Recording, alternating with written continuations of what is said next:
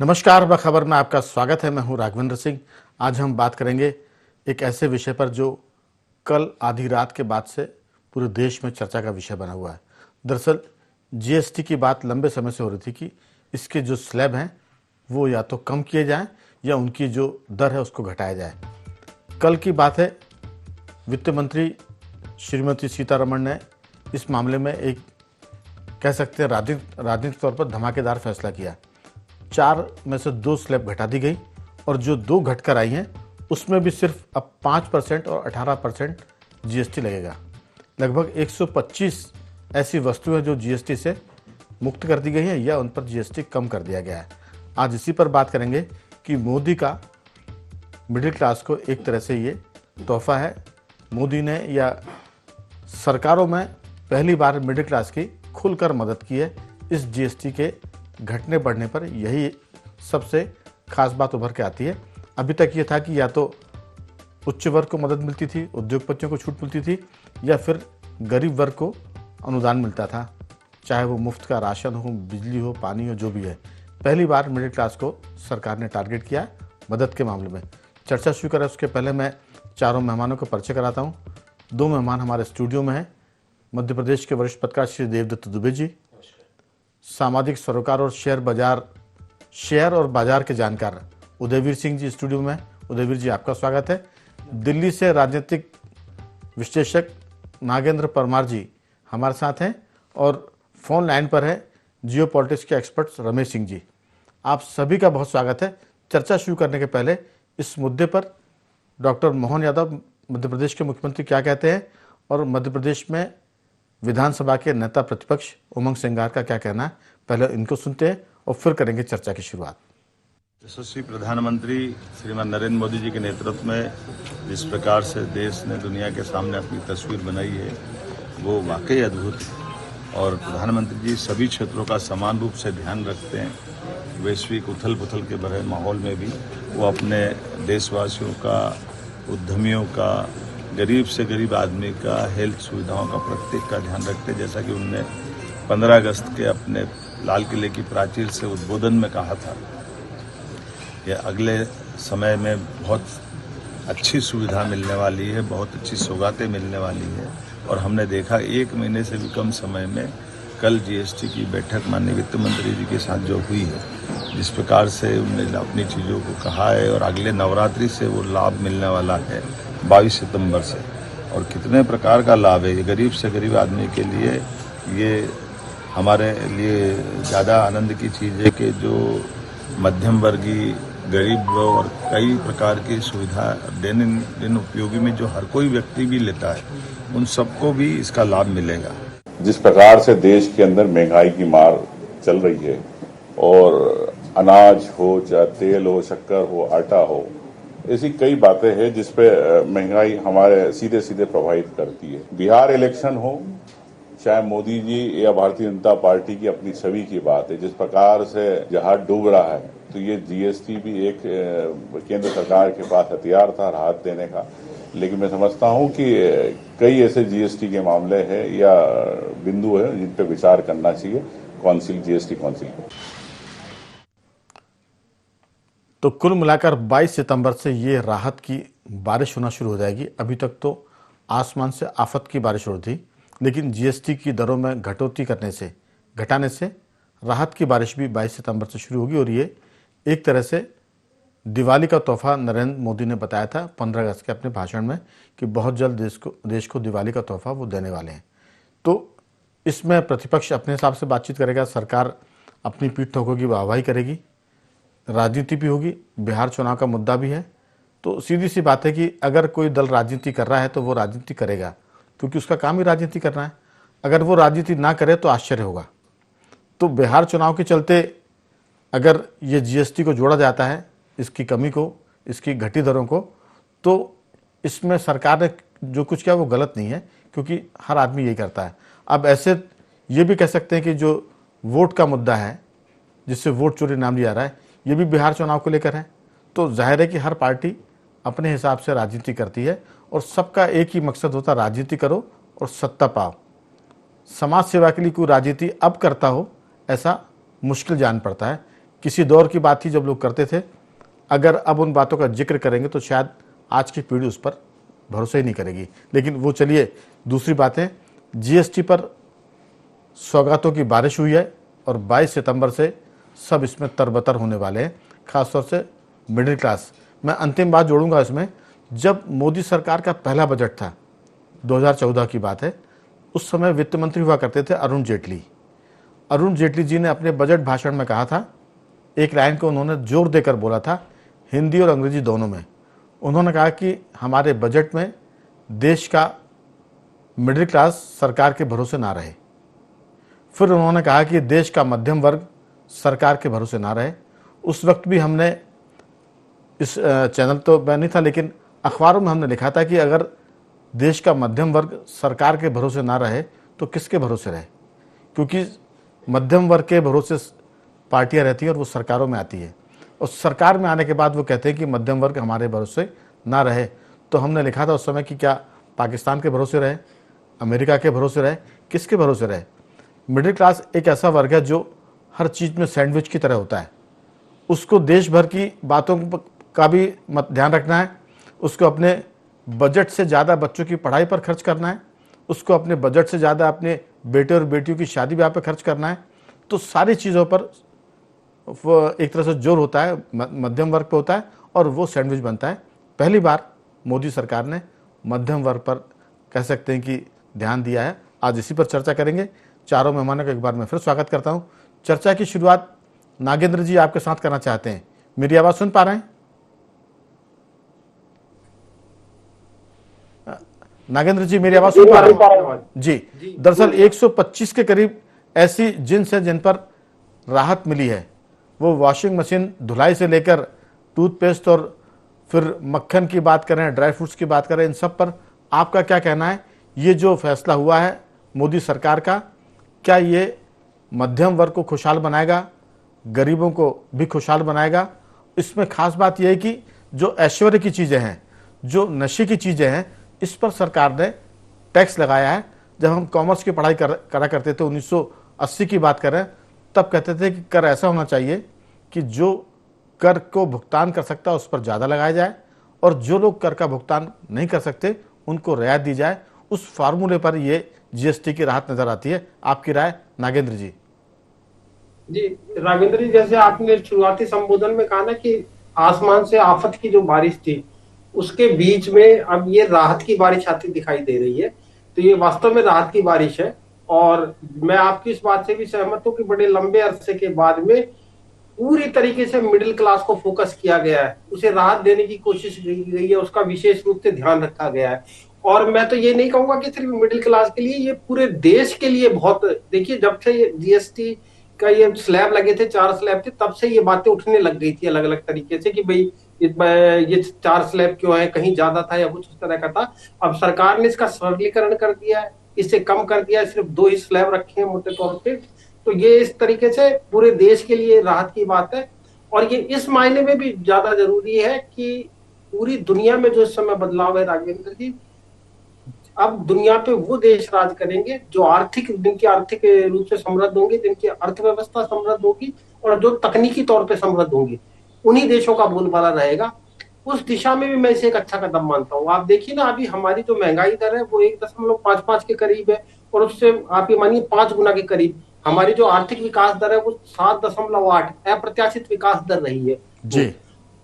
इस बीच में जीएसटी से और इस तरीके से कर देना, इसको इतना सरलीकरण कर देना और कम कर देना, कई चीजों को जीएसटी से बाहर कर देना, जीरो कर देना उनपे, ये और अच्छाई लाएगी उसमें, और बाजार में खरीदारी को प्रोत्साहन मिलेगा, आम आदमी को इसमें राहत मिली है। हम ना केवल हमारी अर्थव्यवस्था ज्यादा मजबूत होगी, क्वालिटी ऑफ लाइफ भी बढ़ेगी जो प्रधानमंत्री जी ने कहा, और निवेश और नौकरी के लिए भी कुछ अवसर ज्यादा अच्छी तरह पैदा होंगे। एक और इसमें बात है कि जहां तक देखिए स्टार्टअप और स्टैंडअप इंडिया है, स्टार्टअप और स्टैंडअप इंडिया को भी इसके जरिए बढ़ावा मिलेगा। और जीएसटी काउंसिल ने और जो कुछ कहा है, जो मेरी जानकारी मैं समझ पाया हूँ, वो ये है कि एक तो रजिस्ट्रेशन प्रोसेस को भी वो आसान कर रहे हैं, दूसरा है रिफंड प्रोसेस है, उसको भी जल्दी से जल्दी कैसे रिफंड प्रोसेस दिया जा सके उस पर भी बात हुई है, और एक्सपोर्टर के लिए भी अच्छे फैसले लिए गए हैं। तो मैं तो ये मानता हूं क्योंकि भारतीयों की खरीदारी का और जमकर खरीदारी करने का सीजन होता है नवरात्रा और दिवाली, उसके बाद सर्दियों में होने वाली शादी, और उससे पहले ये आम भारतीय को जो तोहफा मिला है सरकार की तरफ से, मैं इसकी पूरी तरीके से सराहना करता हूं और इस फैसले का स्वागत करता हूं। देखिए, ये एक तरह से मोदी सरकार का मास्टर स्ट्रोक है। इससे आप देखिए, निर्माण का जो क्षेत्र है, कंस्ट्रक्शन, वहाँ भी बूम आएगा क्योंकि सीमेंट सस्ती हो जाएगी, लोहा सस्ता हो जाएगा। इसके बाद इलेक्ट्रॉनिक गुड्स की बात करें तो उसमें भी राहत मिली है। ऑटोमोबाइल्स की बात करें, वहाँ भी राहत है। और इसके बाद अगर हम रोटी की बात करें तो रोटी को भी जीएसटी से फ्री कर दिया है। दूध, मक्खन, अब आम आदमी को लेकर जो शिकायतें थी वो इसमें दूर हो गई। लेकिन सवाल यही कि अगर हमको विरोध के लिए विरोध करना है तो फिर आप भगवान से भी संतुष्ट नहीं हो सकते। सरकारों की क्या बिसात है, सरकारों से संतुष्ट होना भी नहीं चाहिए, क्योंकि अगर सरकार से संतुष्ट हो गए तो फिर सरकारें भी जन कल्याण के काम में थोड़ी सी धीमी पड़ जाएंगी। लेकिन अकारण जो विरोध होता है वो भी मुझे लगता है कि लोकतंत्र में कम स्वीकार किया जाता है। कई बार प्रतिपक्ष के नेताओं में अटल बिहारी वाजपेयी कहा करते थे और बाकी जो लीडर है वो कहते थे विरोध के लिए विरोध नहीं करना चाहिए। अगर सरकार अच्छा काम कर रही है तो उसकी मुक्त कंठ से प्रशंसा की जाए, अगर गलत कर रही है तो उसको ज़बरदस्त तरीके से उसकी आलोचना की जाए। और वो कहते थे कि ये प्रस्ताव हम आपकी आलोचना के लिए लेके आ रहे हैं, इस बात से आप मत खुश होइए कि कल आपकी तारीफ़ की थी। तो मुझे लगता है कि अगर अच्छा है तो तारीफ़ करनी चाहिए, अगर आफत की बारिश है तो बोलना चाहिए कि आफत की बारिश है, और कभी राहत की बारिश हो तो इसमें भी कहना चाहिए कि ये राहत की बारिश है। मेरे साथ रमेश सिंह जी भी जुड़े हुए हैं। रमेश सिंह जी, आपका इसमें क्या कहना है? किसानों को बहुत फ़ायदा है, देहात को जो है इसमें राहत मिलेगी। ट्रैक्टर्स का मामला जो है वो ट्रैक्टर सस्ते होंगे, टायर सस्ते होंगे, बहुत सारी ट्रैक्टर और थ्रेशर और जो हार्वेस्टर उससे जुड़ी हुई चीज़ें भी सस्ती होंगी। इस वजह से थोड़ा सा मार्केट भी किसानों के लिए आसान होगा। आपका इसमें क्या कहना है?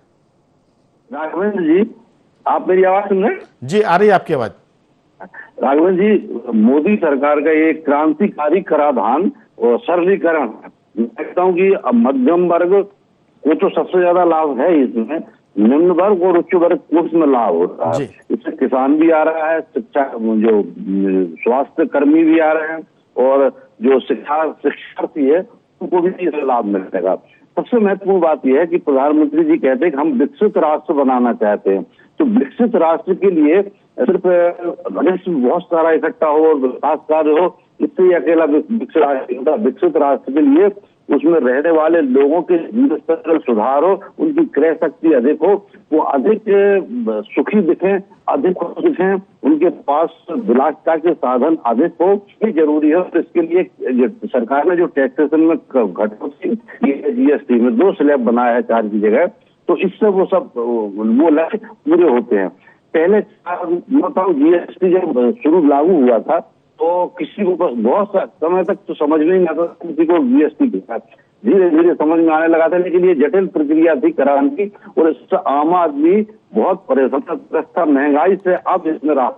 जहां तक आपने किसानों का कहा, तो किसानों को इसमें छूट, कृषि यंत्रों की छूट दी है, उनको स्लैब नीचे किया, 5% के स्लैब पे लाए, और इससे किसानों को लाभ तो होगा। लेकिन जैसे क्रय शक्ति इससे आम आदमी की मध्यम वर्ग की बढ़ी है, अगर राघवेंद्र सरकार कुछ ऐसे प्रावधान करे जिससे किसान की जो उत्पादन है, किसान की जो फसल है, उसको लागत से अधिक आय, अगर सरकार किसान की आय को व्यवहारिक रूप में बढ़ाती, ऐसे कोई उपाय लाए, उससे मैं आपको ये कह सकता हूं कि आज का जो किसान है, जो नवयुवक किसान है, वो अपनी पूरी आय मार्केट में झोंक देगा।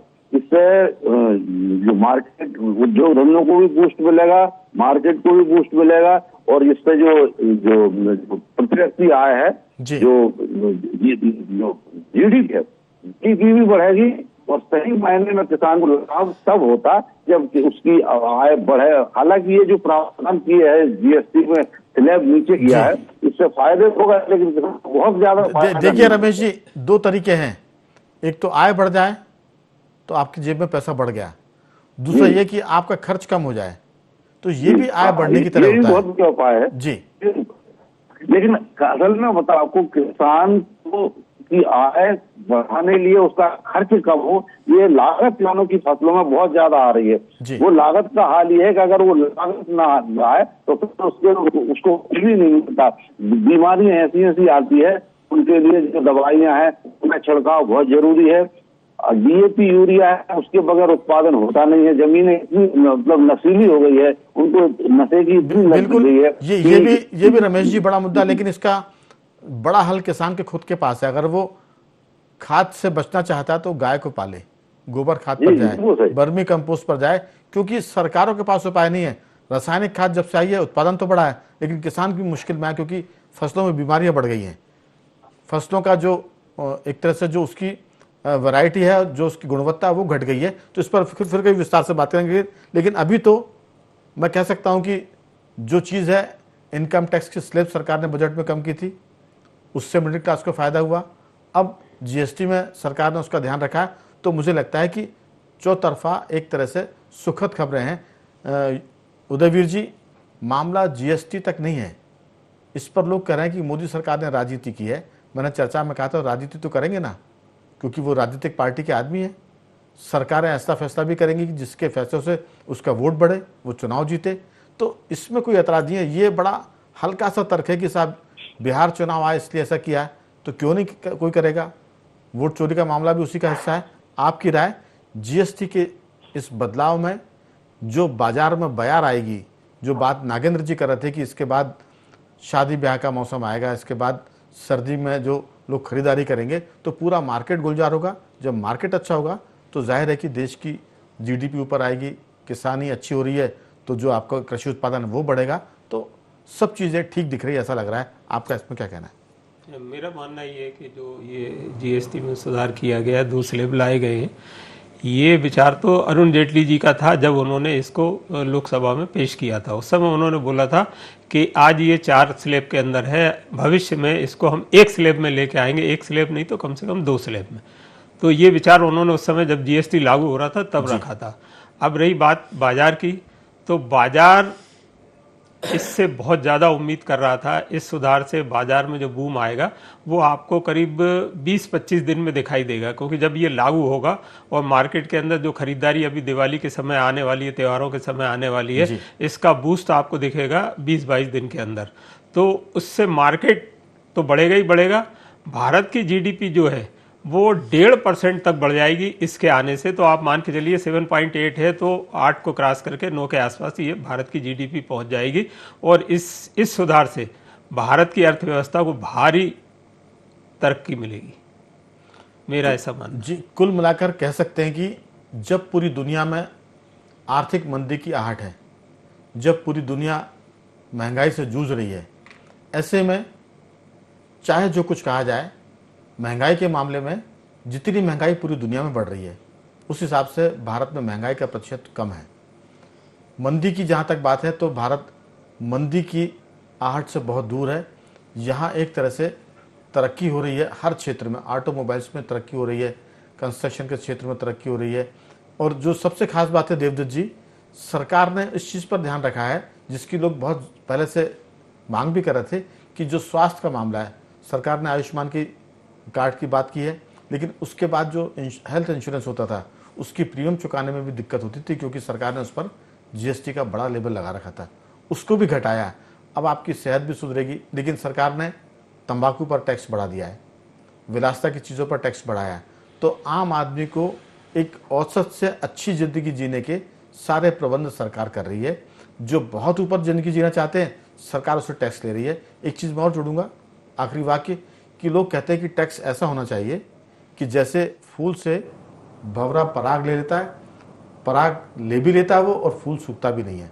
तो टैक्स ऐसा होना चाहिए कि आदमी की जेब से पैसा निकल जाए लेकिन उसको उसकी तकलीफ भी ना हो। तो ये उसी ट्रैक पर है।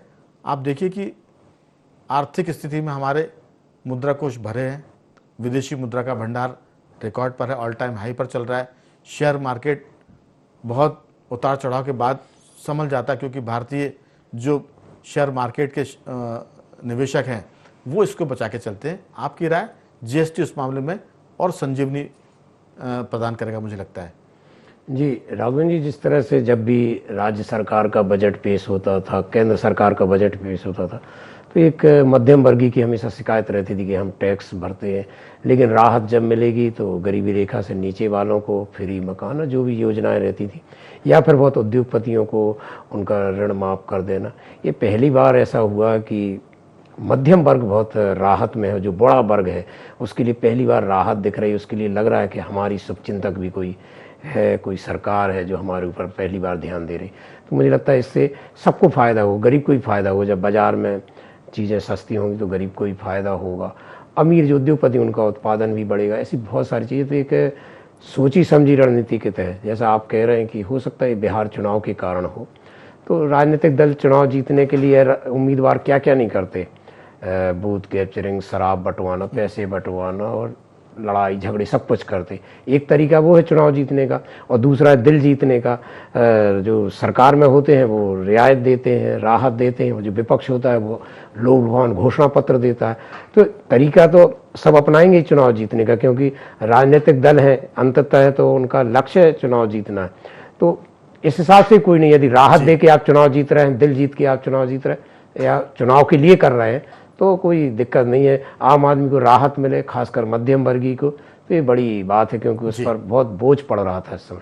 जी, एक बात और है कि अच्छा है कि इस वक्त आम चुनाव नहीं है। बिल्कुल अच्छा है कि इस समय 2, 4, 5 राज्यों के विधानसभा चुनाव नहीं है।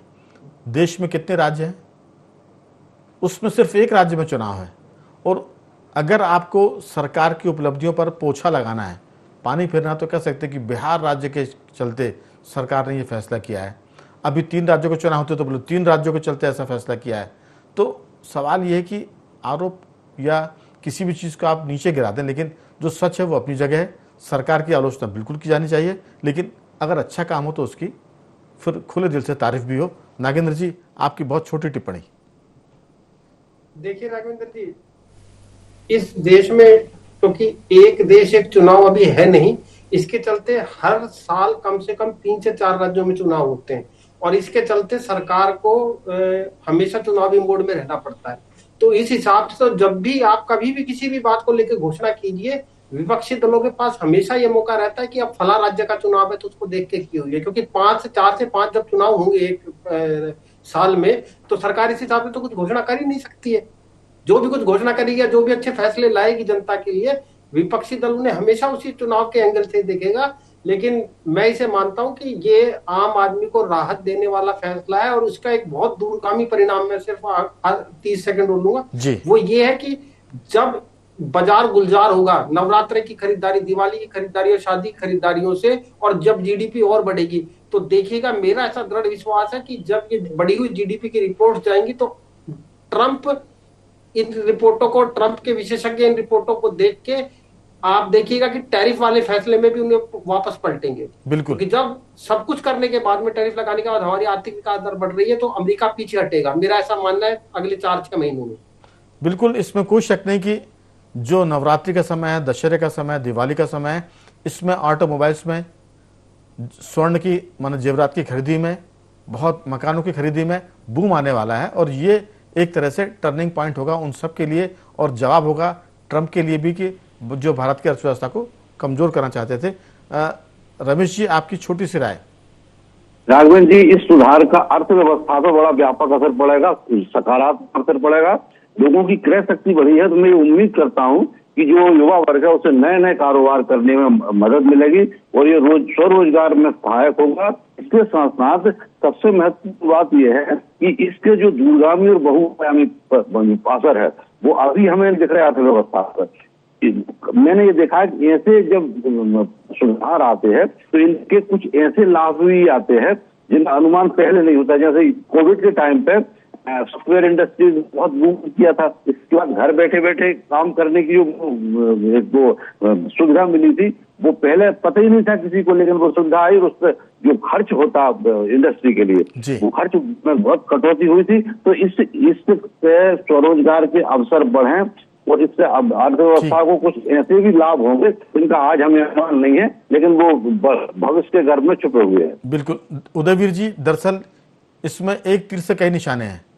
अर्थव्यवस्था मजबूत होगी, प्रतिपक्ष को बहुत सारे सवालों का उत्तर सरकार ने दे दिया है। और सबसे खास बात यह कि जो दुनिया में चीन है, अमेरिका है, उनको भी इसका जवाब दे दिया है। और आने वाले 6 महीने में इस पूरे मामले में पता चलेगा कि ये कितनी बेहतरीन सरकार की जो डिसीजन है वो कामयाबी की तरफ बढ़ेगा अर्थव्यवस्था के मामले में। आपकी बहुत छोटी टिप्पणी। देखिए, इस सुधार से एक बात तो साबित हो गई, जो मोदी जी ने एक तरीके से ट्रंप को जवाब दिया है और दूसरा अपने यहाँ के नेता प्रतिपक्ष को जवाब दिया है कि डेड इकोनॉमी जो होती है उसमें इतने भारी सुधार नहीं हो सकते।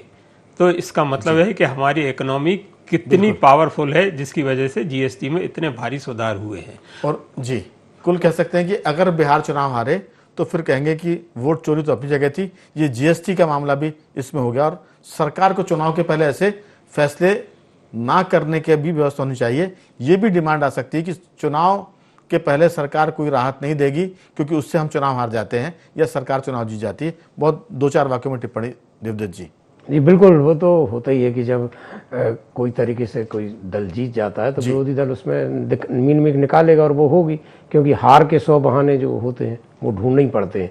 लेकिन एक ऐसी प्रक्रिया, एक ऐसा संदेश जाए सभी में कि हम चुनाव जीतने के लिए सकारात्मक प्रयास करेंगे, राहत देने के प्रयास करेंगे, दिल जीतने के प्रयास करेंगे। बिल्कुल, तो चुनाव जीतना तो छोटी बात है लेकिन दिल जीतना बड़ी बात है। कोशिश जीएसटी में की दरों में कटौती करके सरकार, मोदी सरकार ने लोगों का दिल जीतने की कोशिश की है। अब बिहार चुनाव में इसका कितना असर पड़ेगा ये देखने की बात है। अगर बिहार चुनाव सरकार बीजेपी या एनडीए जीतता है, इसका मतलब कि जीएसटी ने उनको मदद की है और दिल जीतने में एनडीए कामयाब हुआ है। तो कुल मिलाकर मोदी की मिडिल क्लास को मदद। देखते हैं आने वाले दिनों में इसका क्या असर होता है। चारों मेहमानों का मैं धन्यवाद करूंगा। नागेंद्र जी आपका साधुवाद, रमेश जी आपका धन्यवाद, देवदत्त जी, उदयवीर सिंह जी आपका बहुत बहुत साधुवाद कि आपने चर्चा में हिस्सा लिया। बखबर में सिर्फ इतना ही। बन रही हमारे साथ और देखते रहिए IND24।